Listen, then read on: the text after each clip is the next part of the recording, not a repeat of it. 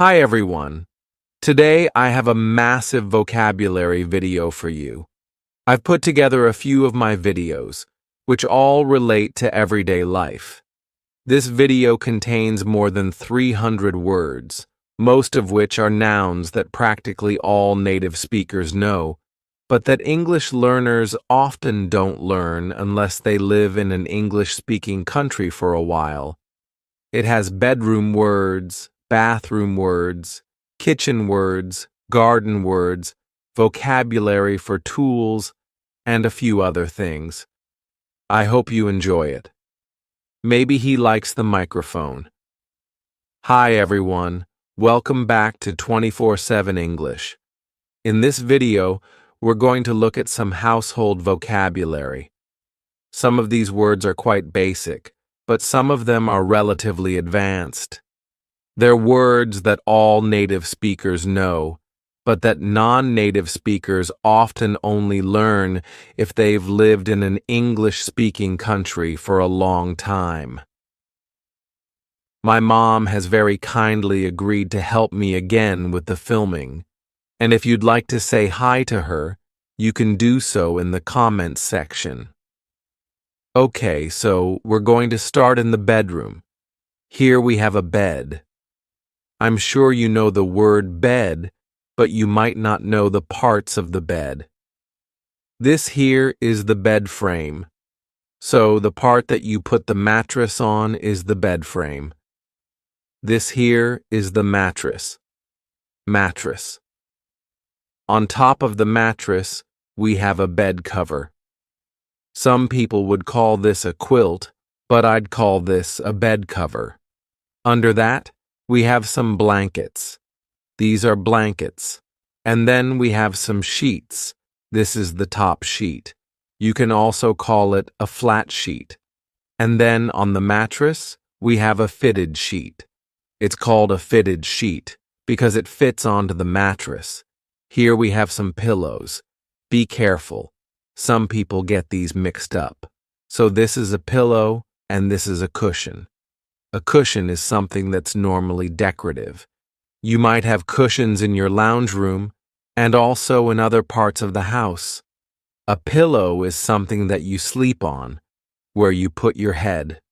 What else? Oh, yes. This, on top of the pillow, is called a pillow slip. In Australia, pillows are normally rectangular. Where I lived in Europe, normally they had square pillows, and it took me a long time to adapt. I don't think I did actually adapt. I think I managed to find rectangular ones somewhere. This is cat hair because Monty likes to sleep on my bed during the day, not at night. At night, you go into your little room, don't you? We lock you away. Now this here is a painting. Here we have a regular chair, but I've put a towel on the chair because Monty likes to scratch this material, and yeah, that stops him from doing that. This is the window. This part here is called the windowsill. The windowsill. Okay, these are blinds. You can just say a blind if it's all one piece, but when it's in pieces like this, we call them blinds. These are vertical blinds. I think it's obvious why we call them that. Now, this thing here is a bedside table. Bedside tables don't always look like this. They don't always have a drawer, for example. But if you have a small table next to a bed, it's called a bedside table. This is a drawer, like I said. Be careful, because in British English we don't pronounce the E at the end. We just say draw. Here we have my glasses and the glasses case. This is a glasses case. Here we have a little cloth. Any little piece of material that you use to clean something is usually called a cloth. Here we have a clock. This is an alarm clock. I don't like to use my phone. I know lots of people use their phones, but I don't like having my phone in my room at night, so I use an old-fashioned alarm clock. Here we have some tissues, and this is a lamp. The part on the top here, this part just here, is called the lampshade. Lampshade. Here we have a light switch. A light switch. Here we have some pictures, and this part on the outside is called a frame, or a picture frame if you want to be specific. And here we have my very sexy winter dressing gown. This here is a door. I'm sure you know the word door, but here's some more vocabulary related to doors. The part on the outside is called the door frame. The door frame. This thing here is a doorknob. A doorknob. Yes, the K in knob is silent. And these things here are the hinges. 1 hinge, 2 hinges. Down here we have some cables. You can also call these cords. So here is the cord from the computer, and this long one here is an extension cord. You can also call it an extension cable. And the thing joining them is called, this piece of plastic here, this is called a double adapter. Double adapter. This here is my computer desk. Here we have some earphones. This is a keyboard. Keyboard. That's the computer. That's not just the screen. The computer is all in there. This is a mouse, and we often put a mouse on a mouse pad. This is a mouse pad. And here we have a coaster. A coaster is something that you can put a drink on. This is another chair again. I'm sure you know the word chair, but this is an office chair. Office chairs don't all look the same, but generally they have a comfortable seat. Normally they spin and they're usually on wheels, so you can have lots of fun in long hallways. And here we have a corkboard. It's called a corkboard because this material here is cork. Cork. A cork is also the thing that goes in the top of a wine bottle because traditionally, at least, those are made of cork. On the corkboard we have some pins. This here is called a push pin. This is called a thumbtack. It's called a thumbtack because normally we use our thumbs to push them in. And down here we have some weights. If you want to get big, strong arms like me, you can lift some weights. This behind me is the wardrobe. You could also call this a cupboard or cupboards, but the word cupboard is a bit more general. For example, you have cupboards normally in the kitchen and sometimes also in the bathroom. A wardrobe normally just has things like clothes and shoes. How are you going, Monty? Having a nice day? Now we are in the kitchen. This here is a microwave. Ours is quite an old microwave. How long have you had this? About 30 years? Ears? Yes, yes. Oh, I didn't mention this before. This isn't my house. This is my parents' house. Okay, so that's the microwave. Here we have some paper towels, and this is the stove. You could also call this a cooktop. This is an electric cooktop, but some people have gas cooktops or gas stoves. This at the top is the range hood. Range hood. Over here we have some utensils. Utensils is a general word for things like this that we use in the kitchen, like wooden spoons and spatulas.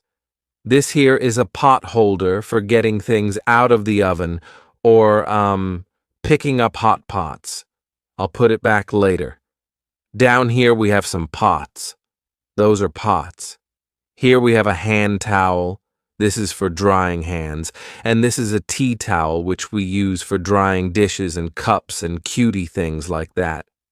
I don't know why we call it a tea towel, but that's the name.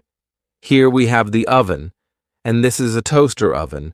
We don't actually have a traditional toaster. If we want to make toast, we use a toaster oven. These are crumbs because we need to clean the kitchen. And this is a fridge. The long word is refrigerator, but most people just say fridge. The top part here is the freezer. The freezer is where you put things like ice cream, ice cubes, and frozen vegetables. On our fridge, we have lots of magnets. If it's a magnet that goes on a fridge, then you can call it a fridge magnet. These are fridge magnets. Here we have a chart about dangerous spiders because we live in Australia. This here is a fruit basket. A fruit basket. At the moment we have some apples, some passion fruit, some mandarins, and a papaya. This is a timer. Some people use their phones these days, but lots of kitchens still have timers. This is a cutting board. You can also call it a chopping board. This one is made of marble, so it's quite heavy. This area here is called the bench top. Most kitchens have a couple of bench tops, so this area here is also called, a bench top. This here is a coffee pot. As you may have noticed, this isn't actually coffee. We use it for tea, so we use it as a teapot. This thing here is a knife sharpener, so it's something you use to sharpen knives. That's the sink, and this is the dishwasher. And one more thing for the kitchen. This is a calendar. We're now in the laundry. This is also Monty's room. So if you see any mess, it belongs to Monty. This here is a washing machine. This one is a top loader, or a top-loading washing machine. It's called that because you put the clothes in the top.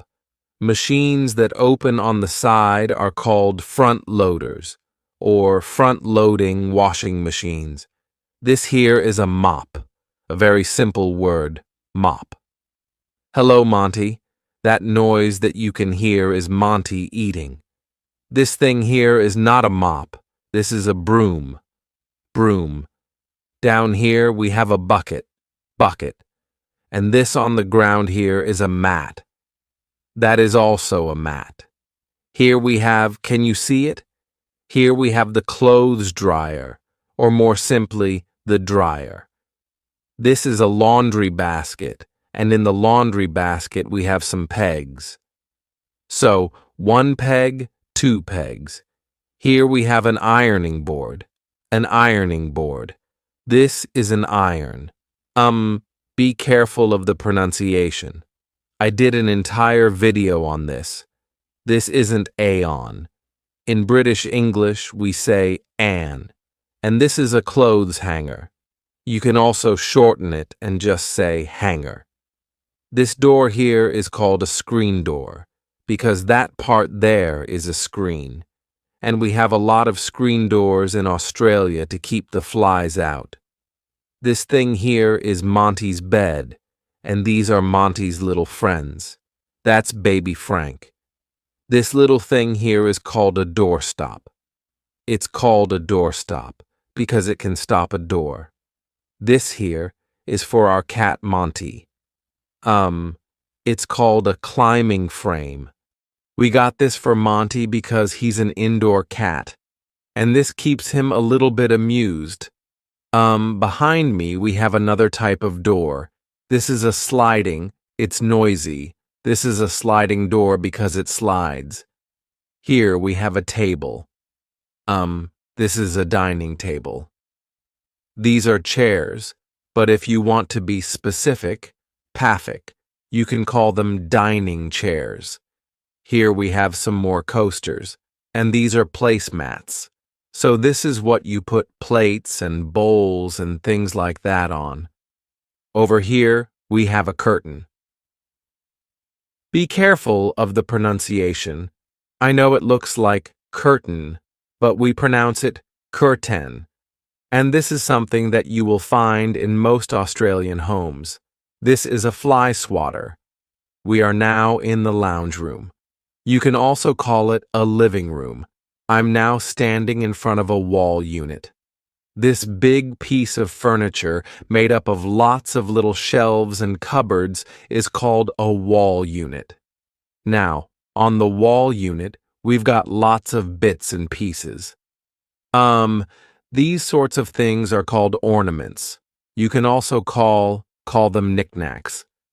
Generally speaking, a knickknack is something that's perhaps a little cheaper, and an ornament is often a little bit more expensive or a bit classier.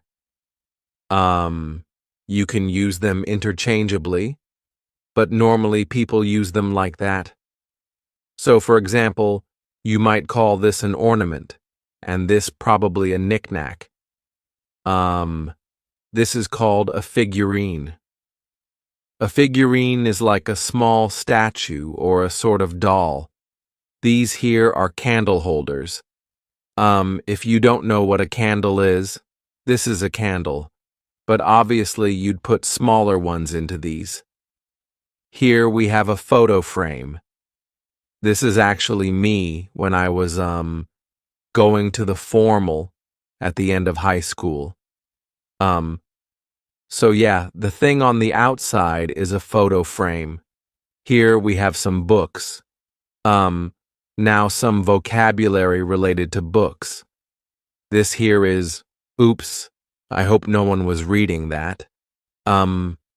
This is a bookmark. This part here is called the spine, just like the spine in our back. The spine of a book. The part on the outside altogether is called the book cover. That there is obviously the television. Normally we don't say television though. Usually we just say TV. This here is a DVD player, and that is a VHS player. Yes, we still have one of those. Now we have a couple of heaters. We don't need these throughout the whole year. Here where we live, we really just use them in winter. And we don't use them at the same time. We did that once by accident and all the lights went out. This here is a fan heater, and this is an oil heater. Over here we have some more coasters, and this is a globe. This thing here is called a liquor cabinet. It's, where we keep alcohol. And this is Frank's favorite part of the house. This here is the couch. You can also call it a sofa, and you can also call it a lounge. We have a cover on our couch, so this is a couch cover. Here we have some more cushions and a blanket. The material covering this floor is called carpet. This is carpet. Carpet is countable and uncountable, so you can say a carpet or some carpet. If you have a small piece of carpet, we would call that a rug. Here we don't have carpet. Here we have tiles, one tile, several tiles. Here we have some bricks, one brick, several bricks. And this is our doorbell. This is a more traditional doorbell. Most people nowadays have electronic doorbells that have a little button. This little thing down here is a doorstop. Okay, Monty, so this is when Monty gets angry. We didn't do anything. What's wrong with you? Okay, we'll go now. We'll go now. We'll leave you, Monty. Hi, guys. Welcome back to 24/7 English. In this video, we're going to look at some nature vocabulary. We're not actually out in the wild. We're at the Botanic Gardens, so it's sort of organized nature, but it's a very nice place to come for a walk. My mom is again helping me film this video. Hi, Mom. Okay, guys, let's get going.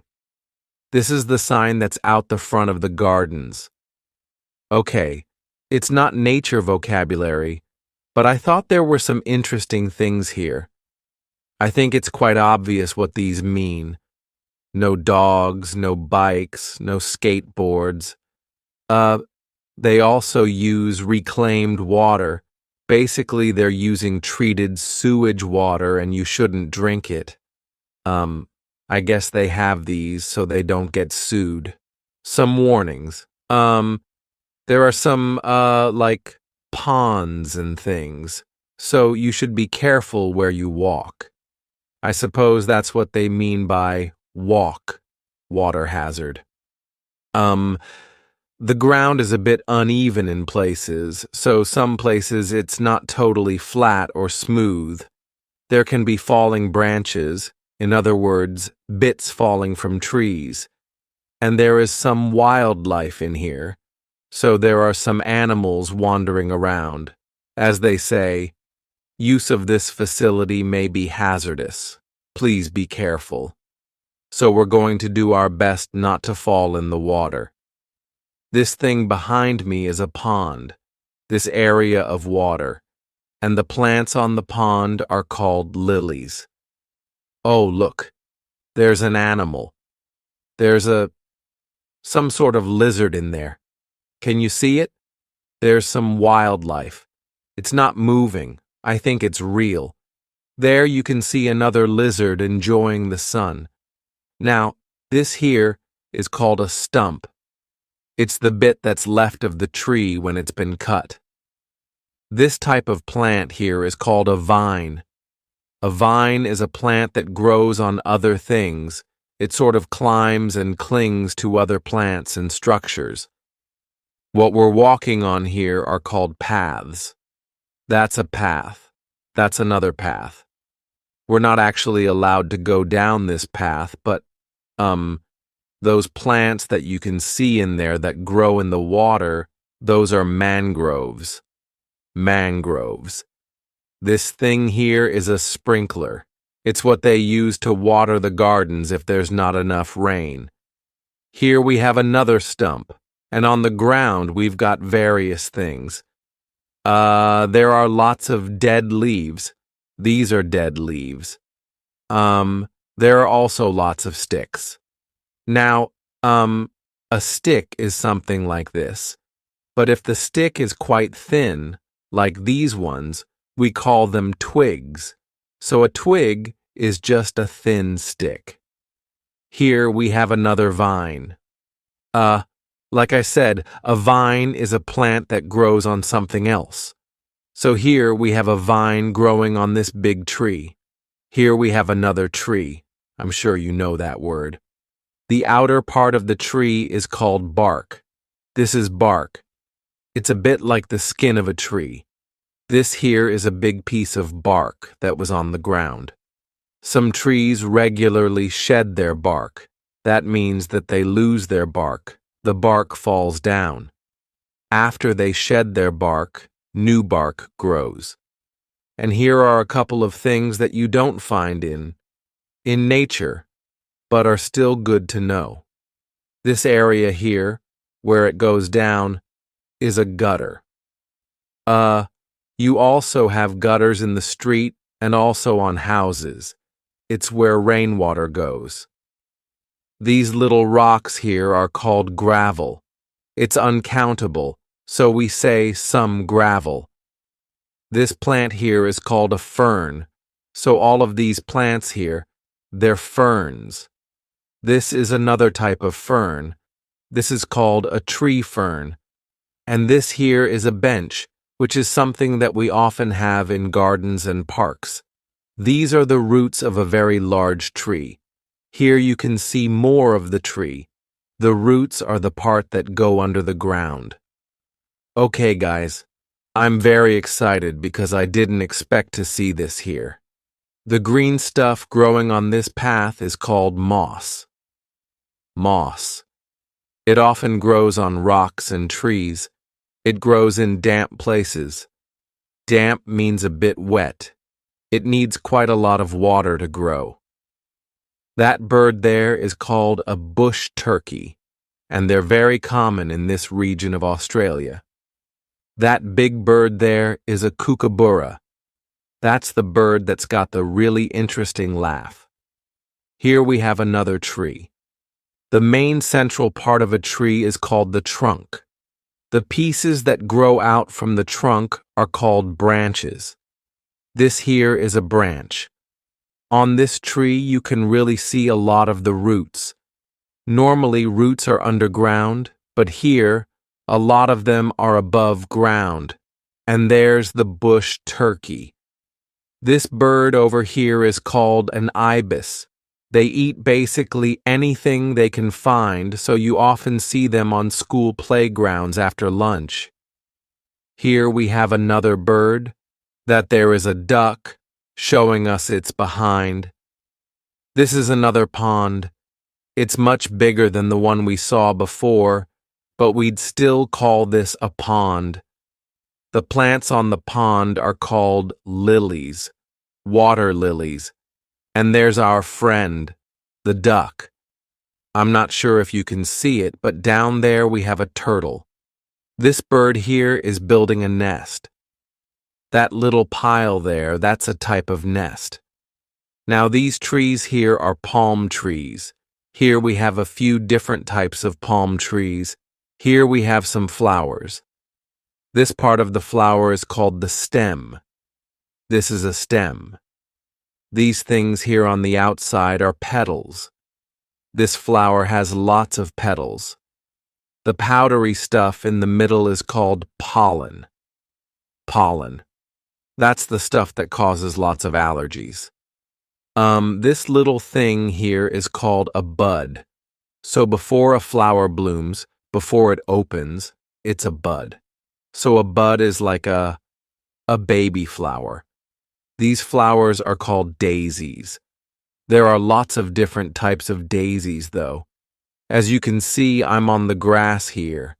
I know that in some places in the world, you're not supposed to walk on the grass in public gardens, but here it's allowed. And, sometimes they even have signs in places that say, "Please walk on the grass." Here we have a rose bush. There's only one rose on it at the moment, but there are lots of buds, which means that it will probably be in full bloom very soon. If a plant is in full bloom, that means there are lots of flowers on it. Now, roses have something a little bit special. They have thorns. There are other plants with thorns, but roses are well known for having thorns. Thorns are the little sharp things that grow from the stems. These little plants here are called weeds. Weeds are plants that are generally undesirable and grow very quickly. There aren't a lot of weeds in the botanic gardens because there are gardeners here. In other words, there are people who are paid to take care of the gardens and get rid of the weeds. And by the way, weed is a slang term for marijuana as well.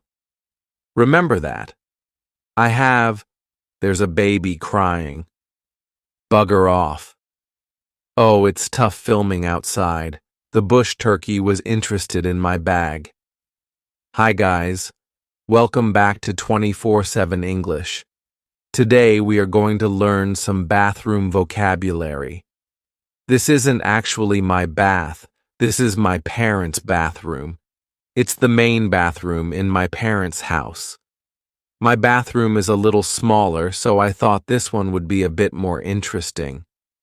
Okay, so we'll start with the mirror. That's me in the mirror, obviously. And below, we have the bathroom sink. So this space here is the sink, and this is the tap. That's for the cold water. That's for the hot water. That is hand soap. Okay, so we call this hand soap because it's specifically for our hands when we wash our hands. I think that's pretty logical. Okay. Here we have some tissues. In American English, they're normally called Kleenex, because Kleenex is a very popular brand of tissue. There we have a fake plant. My mom used to have lots of real plants. but she got a bit tired of maintaining them, so now we have some quite realistic-looking fake plants. Okay, over here we have a brush. This is a nail brush. These are, well, I call them Q-tips, but there are a few different words for these. Here we have some toothpaste. I'm sure you know what that is for. Toothpaste. Here we have a toothbrush. It's a regular toothbrush. And here we have an electric toothbrush.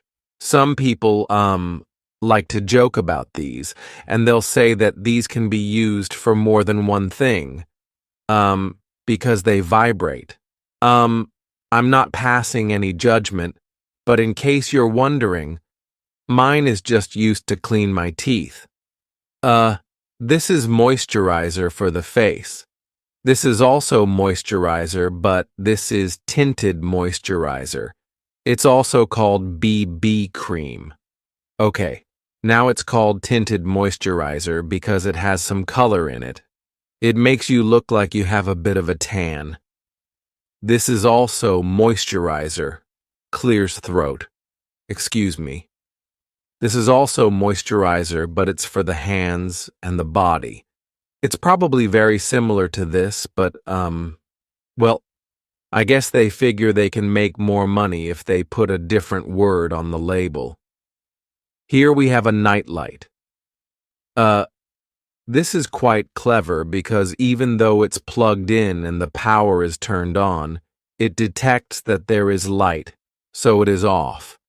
But when it's dark, it comes back on. In Australia, we normally have switches next to power, or on power outlets, so right at the power point. It's just an extra safety feature. So that means there will be no power, and with that, the power is on. What else? Here we have a towel. This is called a hand towel because we use it to dry our hands. And be careful of the pronunciation. We don't usually say handy towel. We link it and we say hand towel. Hand towel. Down there we have a bin. There's nothing in it at the moment because I just emptied it, but, yeah, that's a bin. Ah, yes, and down here we have a hair dryer. Hair dryer. That down there is a bath mat. Okay, and on the floor, these are tiles. Tiles. There are also some tiles on the wall, like, for example, these. These are tiles. Okay, and there we have the toilet. Next to the toilet is the toilet brush, and that is a toilet roll holder. Okay, it holds toilet rolls. It holds toilet paper.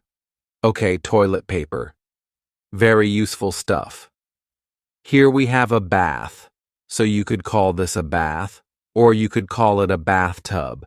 So, bath or bathtub. That's a soap holder, so normally there's soap in there.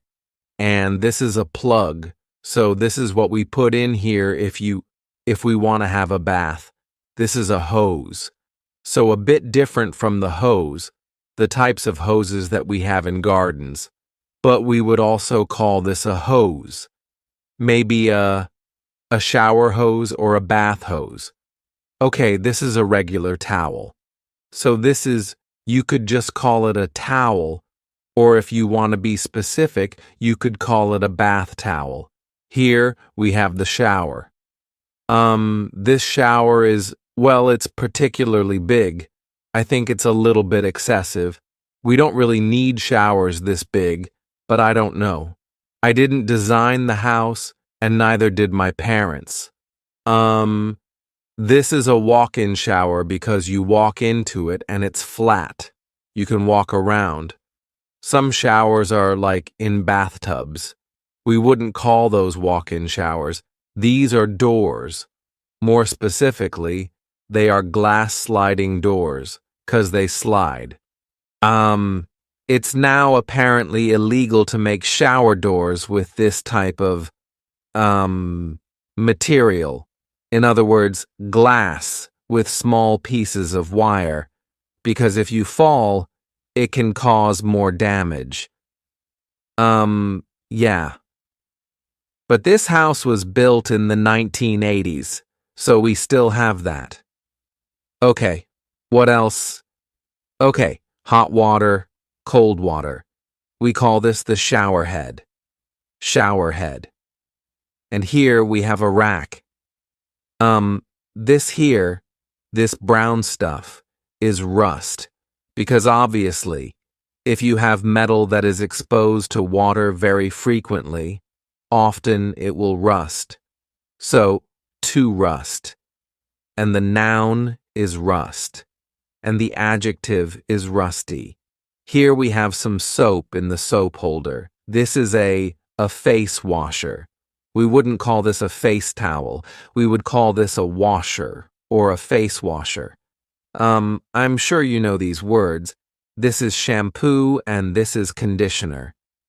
Be careful of the pronunciation. It's not conditioner, it's conditioner. The first vowel is awa. Conditioner, conditioner. And that is some face wash. And that is another bath mat. Oh yes, and I forgot about this. This is a shower cap.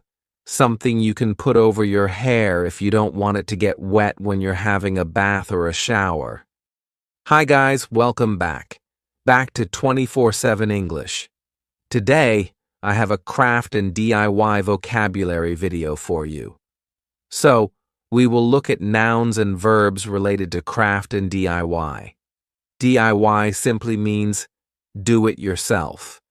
And normally it refers to doing things around the house, like decorating, renovating, or repairing. But sometimes people also use the term DIY for crafts. You've probably heard lots of teachers say that it's best to learn vocabulary in context, and repetition is also important. Which is why I'm going to do a demonstration for you today. If you don't know what I'm talking about, don't worry. You will see. There is a method to the madness. Now, because it's the Christmas season, I thought we could make a beautiful Christmas decoration. To make this decoration, what you need is a piece of green cardboard. You will need a marker, a pencil, a ruler, a paper clip, some sequins, some ribbon, and some scissors. Remember, this is, it's not countable. You can't say a scissors, you have to say some scissors, or simply scissors. And finally, you will need some glue. It's best if you can find some wood glue or craft glue. Those are basically the same things. It's for gluing. What material? Like fabric, paper, or cardboard. But if you don't have that, you can use super glue. Super glue is the really powerful glue that can glue your fingertips together, or your eyelids. I don't know why you would have it near your eyes, but it's good to know the risks. I'm sure it's happened. Okay, so let's get started. You need to get your cardboard and draw the shape of a Christmas tree. It will be easier if you use a ruler. Once you've drawn the shape of your Christmas tree, you need to get your scissors and cut it out. Cut out. Okay? Oh shoot, I forgot the little thing. What's that called? Anyway, you know what I mean. This bit here. So we'll get a piece of this, a piece of another piece of cardboard. Cut it. Now we'll get some sticky tape and we will stick it to that. Okay, there we go. That's better. Just a little bit on this side.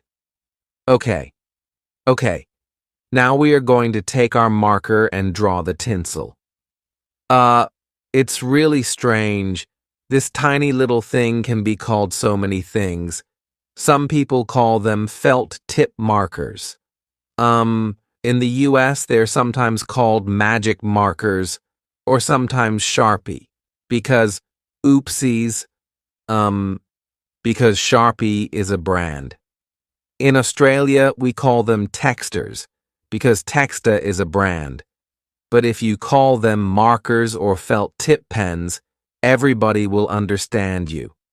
Okay, so you take your marker and you draw some tinsel. Just something like that. Okay, now we are going to add some sequins, so you need to open the packet. Now, to stick the sequins to your tree, you're going to need some glue. Well, we'll first put it here. Okay, like this. Then you are going to take... What did I do with that? Oh yes, a toothpick. And you're going to put some glue onto the tree, just like that. Little dots, where we can then put the sequins on. Okay, once you've put the glue on, you can put your sequins on. I hope they stick. Yes, life is sometimes kind. Oh, doesn't that look pretty? Right. So you'll have something that looks like that. Just gorgeous. Now of course we need something to attach it to the tree, because this is a Christmas tree decoration. What you can do is get a paper clip and then bend it. So, to bend means to do something like that, like to go like that. So we're going to bend the paper clip to make something that will allow us to attach it to the tree. So we need to put a little hole in here. Oops, be careful of your fingers. Pencil. Okay, there we go. And that is a bit... I think it would be much better, though, if we use some ribbon. Okay, so we take out the paper clip. Yes, we'll use some green ribbon. Ribbon traditionally was made of fabric. So traditionally, ribbon is something like this, but nowadays ribbon is often made of plastic and things like that. Okay, so we'll take some ribbon, probably enough, and then once you have it through the hole, oops, they're falling off, I'll fix that later. You can then tie a knot. We need to do a double knot if it's going to stay. So we have the single knot, and then we can do a double knot. There we go. That is much better. If you don't have any ribbon, you can use string. This is string. When string starts to get a bit thick, well, we no longer call it string. We start to call it rope. So if you have something like this, something that's quite thick, I mean, rope can be like really thick, you know, like the things that they use on boats. But we would also call this rope. String is something quite thin. I think we're done. What do you think, Frank? Do you think it's beautiful? He's so loyal. See you next time. Hi guys, welcome back to 24/7 English. Because it's such a nice day today, I thought it would be a good opportunity to show you my backyard, and in doing so, teach you some backyard and garden-related vocabulary. Now, some people do use the words backyard and garden interchangeably. Technically, there is a slight difference. When you say garden, people normally think of a place with lots of plants. You know, flowers, vegetables, that sort of thing. And a yard is just an area of land that's normally enclosed by a fence or something, and that is attached to a building. But seeing as most backyards have some sort of plants in them, we can say backyard or garden. Okay, let's have a look. So starting there, we have the back door, or one of the back doors, and that leads out onto our patio. This is a covered patio because it has a roof over it. It's a bit of a mess at the moment because it's not actually summer yet, and we don't really use it until it gets quite hot. It's spring in Australia at the moment, which means it's quite warm, but unlike in Europe, where people will rush outside when it's 22 degrees, that's still a little bit cold for us. So we're waiting till it gets really hot. And in a couple of months, I'll show you what it looks like when we set it up nicely and sit outside here for cocktails. Along here, you see a fence with vines on it, and just there, you see some wind chimes. I made this in school when I was younger. I thought it was very artistic, but yeah. We think lots of interesting things when we're teenagers. Now, here we have more plants. Unfortunately, I don't know their names, but I do know that that is a palm tree. We actually have 3 palm trees in our garden. Now, in the corner there, we used to have a fish pond, but it was becoming a bit too much work, and there was only 1 fish left. We had 3 to begin with, but after a while we just had, 1 rather large fish. That there with the water, it isn't exactly a fountain. We would just call this a water feature, and next to it is a lamp. There we have a statue. This door here is our laundry door, so it's our other back door, and next to that you can see our hot water heater. That there is our shed, which is where we keep tools, our lawn mower, and other things for the house and garden. This piece of concrete is, of course, a path, and the path leads to the clothesline. The clothesline is where we normally hang our wet clothes and sheets to dry, but, today you can see Frank and George there. They were a bit dirty, so we put them through the washing machine and hung them out here to dry in the sun. This particular type of clothesline is very specific to Australia and New Zealand.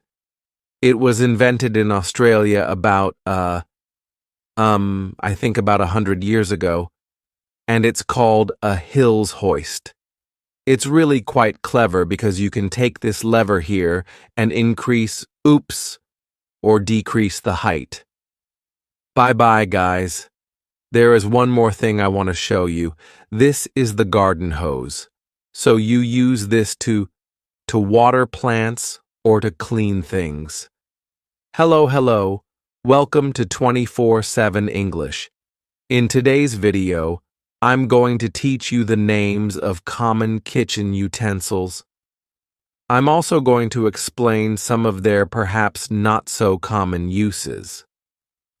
Let's start with my favorite utensil, the bottle opener.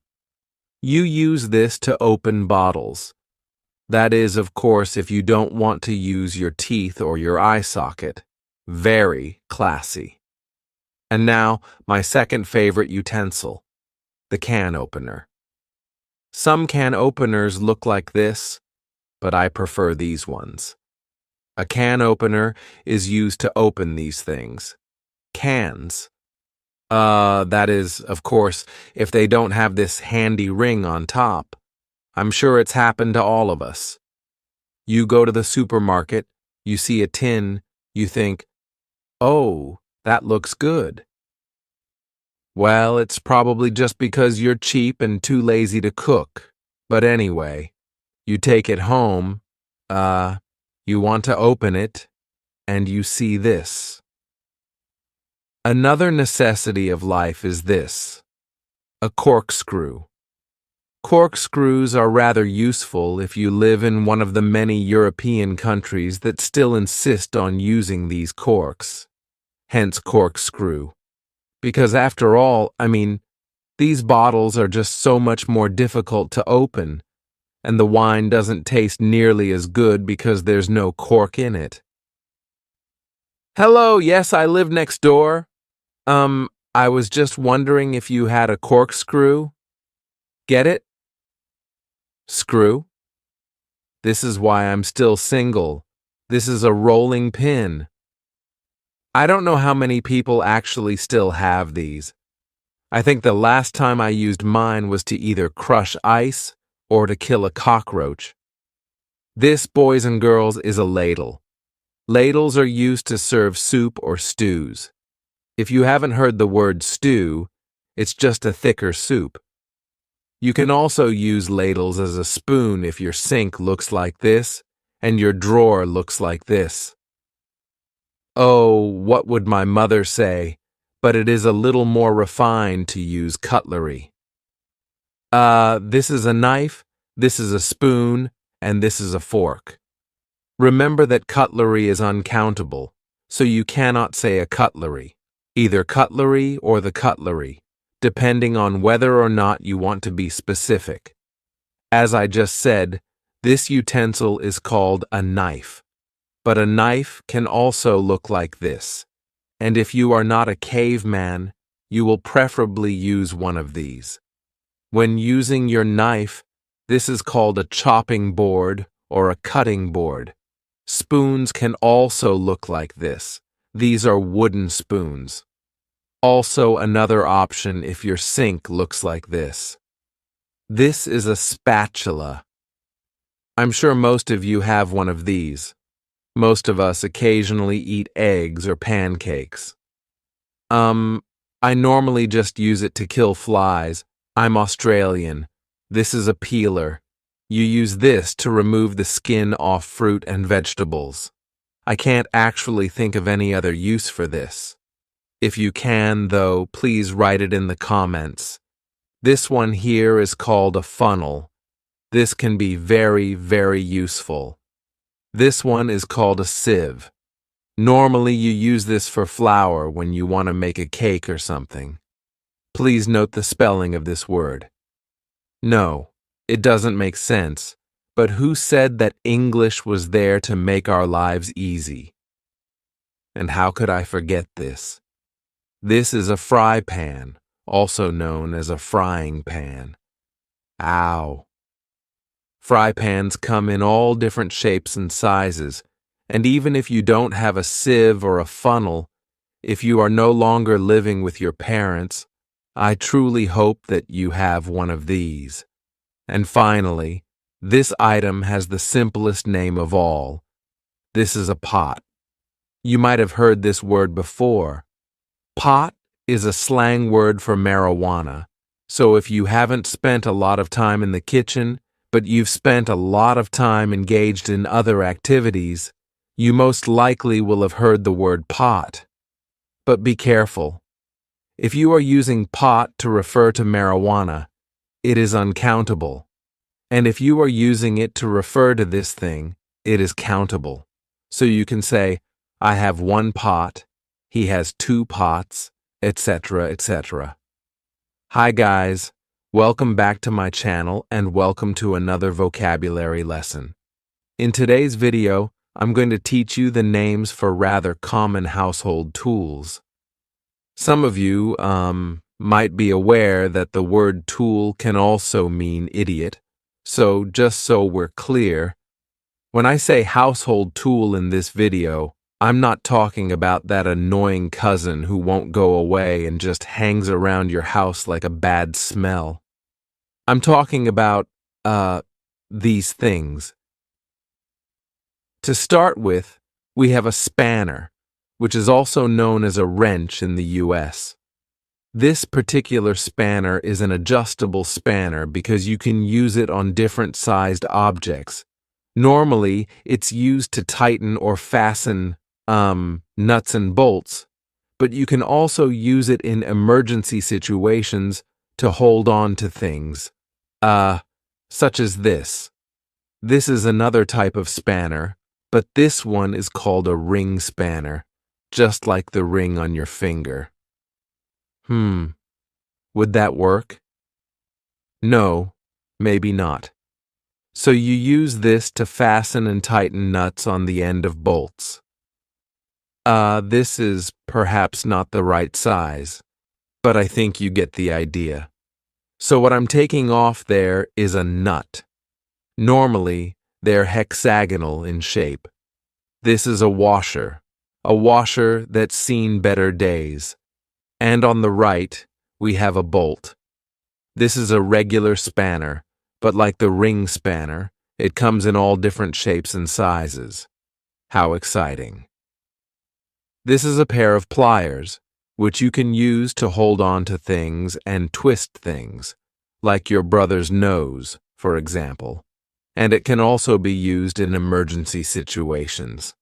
If you've ever bought furniture at IKEA, then you probably have a couple of these. These are Allen keys, and you use them to tighten nuts and screws. Speaking of screws, here is a screwdriver. This is a flat-headed screwdriver for those very common screws that just have an indented line in the top, or a slot. I don't think this one is the right size. I clearly wasn't supposed to be a builder. It's always nice when you know you haven't missed your vocation. This one here is a Phillips head screwdriver, used with Phillips head screws. That sounds oddly like a sexual position. This is an electric drill. I can feel the vibrations already. You use this to put holes into things, but for body piercing, I do recommend you go to a professional piercer. These are drill bits, if you want to change the size of your holes. And if you are very young, unless you are Amish, you probably haven't seen one of these. This is a hand drill. So just like the electric drill, but you use your hand instead of electricity.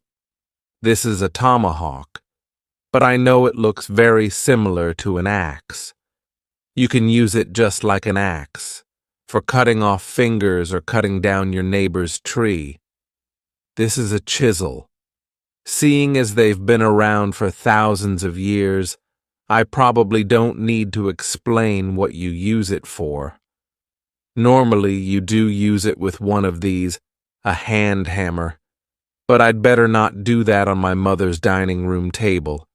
And here we have a mallet, a bit like a hammer, but you use it for big serious stuff like, tent pegs or your ex-boyfriend's presents. Here we have a saw.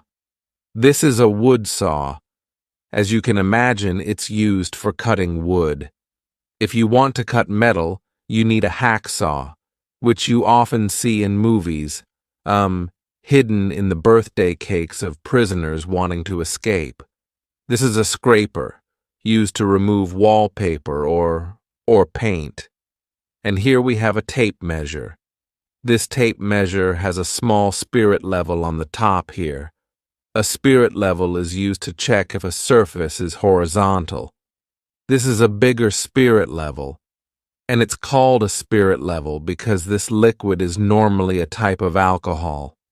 Don't you like the sound of that? That's it for today, guys.